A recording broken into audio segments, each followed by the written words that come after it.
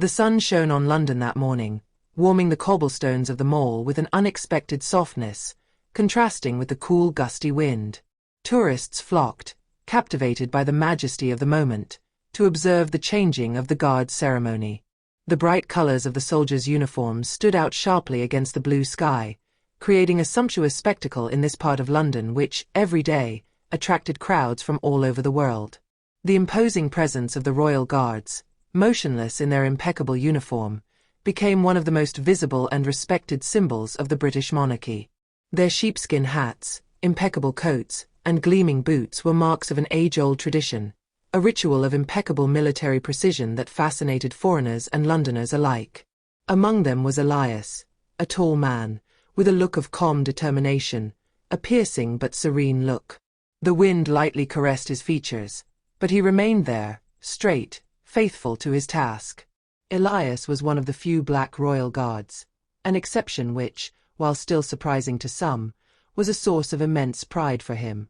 Raised in a family where rigor, discipline, and self-respect were cardinal values, Elias knew that each movement, each gesture, carried a symbolic weight much greater than his own person. His father, a former soldier, had taught him to stand tall in the face of storms, to respond to insults with dignity, to face injustice without ever letting himself be defeated. Her mother, for her part, had always emphasized the importance of personal dignity, a shield against the hatred and smallness of the world. Elias wore these teachings like an iron cloak, and on days when furtive glances or harsh words split the air around him, he let them slide off him like rain on a raincoat. That morning, like all the others, he waited, silent, motionless, his mind focused on the ceremony and his responsibilities. But he didn't yet know that this day was going to be different.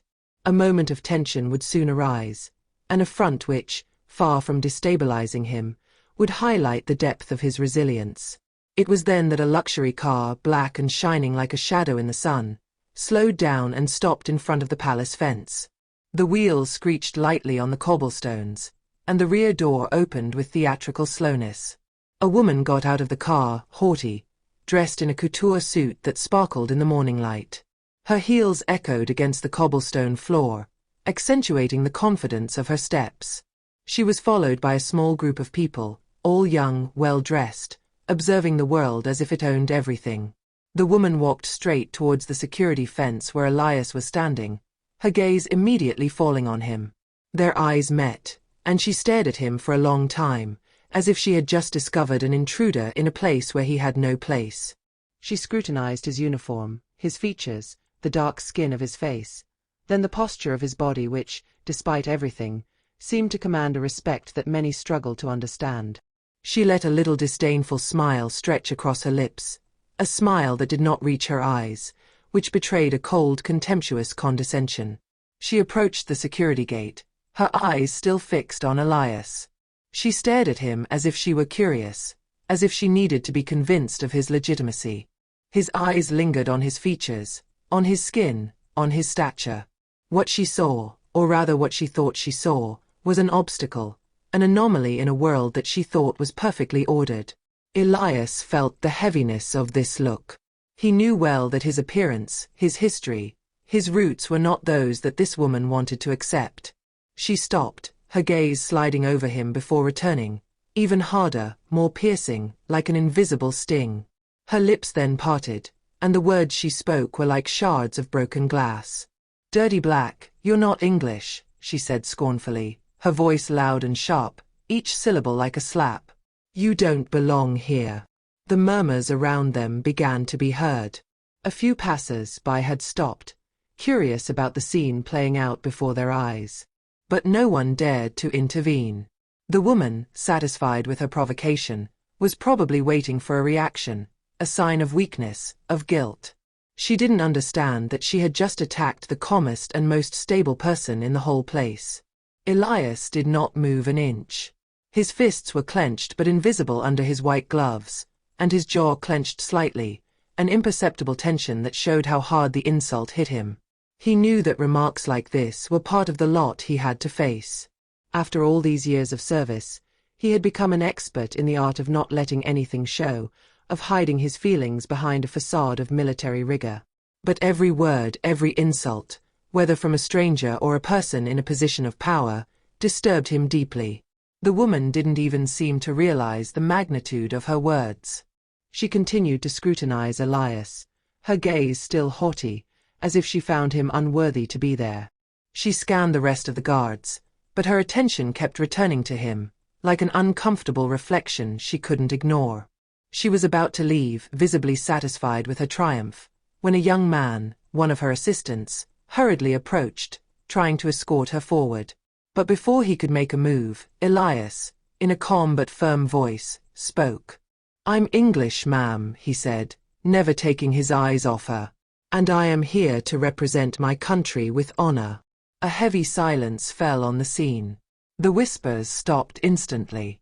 The tone of his voice was so calm, almost prophetic in its serenity, that it pinned the woman to the spot. His gaze then hardened, but a shiver of uncertainty passed through his eyes. She hadn't expected this. She had not expected that a man like him, could respond like that. Not with anger, not with violence, but with a dignity that belied his narrow view of the world. Elias stared at her without flinching, without wasting a second. He knew this moment could either reinforce her prejudices or shake her, but he wasn't there for her. He was there for himself, for his own honor, for everything he stood for. "I don't know where you're from, but here we respect people, regardless of their skin tone, background, or status," he continued, his voice still measured but full of certainty. "It's not your place to judge me." She raised her eyebrows, looking visibly shocked by this turn of events. This was not the reaction she expected. Far from it. She had counted on humiliation to silence Elias, but instead she had just invited the crowd to defy her. The scene unfolding before her eyes was far from the control she thought she had over the situation. She felt the air thicken around her, a palpable unease settling in the gazes of the spectators. The murmurs began to rise. "Who thinks he is to speak like that? He's right, he deserves respect." These words, although whispered, were clear in the growing silence. The effect of such a confrontation was hard to ignore. A few meters away, another royal guard, one of Elias's companions, observed the scene. Not only did he realize the tense situation, but he also perceived the depth of the humiliation that the woman was imposing on Elias. Without a word, he discreetly placed himself alongside his colleague, displaying a silent but powerful solidarity. This gesture, simple but significant, made the woman understand that she had been observed by much more than her assistants. She tried to pull herself together, but the looks of the passers-by and the other guards no longer allowed her to go back. She tried to relieve the pressure. Her eyes slipped furtively around her, searching for an escape from what she now perceived to be an embarrassing situation. She tried to straighten her head, to regain some of the authority she thought she had. "I'm sorry. But you're in charge of this show," she called out in a clumsy attempt to reverse the dynamic. She apparently wanted to minimize the incident, transforming the humiliation into a simple incomprehension. But Elias, implacable, did not allow himself to be trapped. "I'm a soldier, ma'am. Not a spectacle."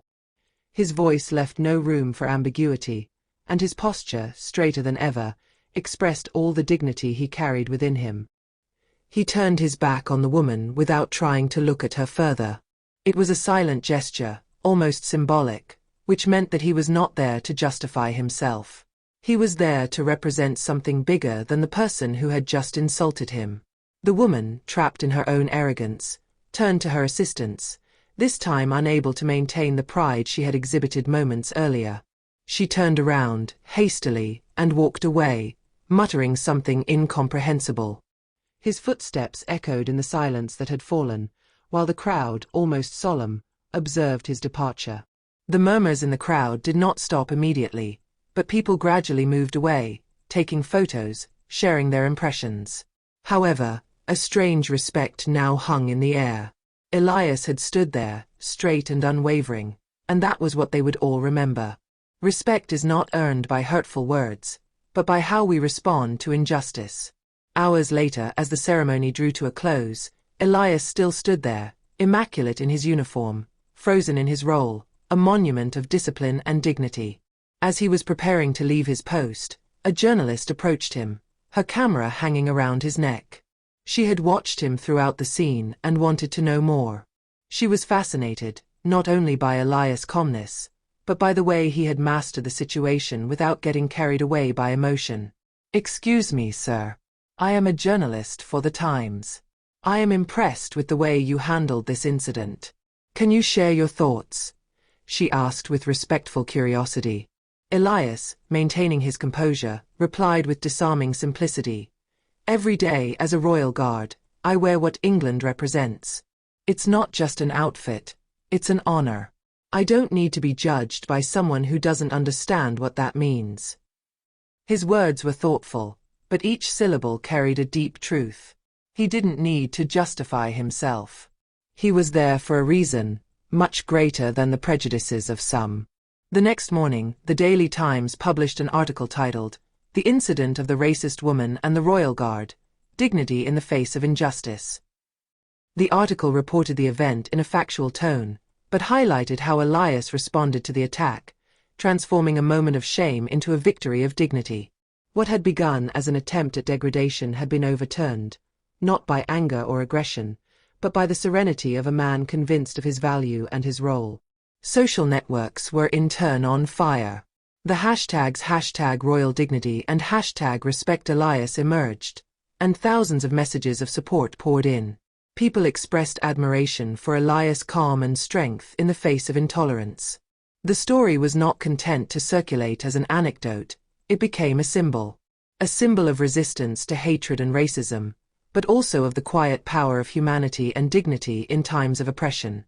This day, which seemed to have started as an insult, had transformed into a turning point in the way we perceived respect and integrity. Elias had not only responded to the attack of an arrogant woman. He reminded everyone that true nobility is not found in appearance, but in what we carry within ourselves, in the way we face adversity. And this message, carried through his actions, will remain engraved in memories.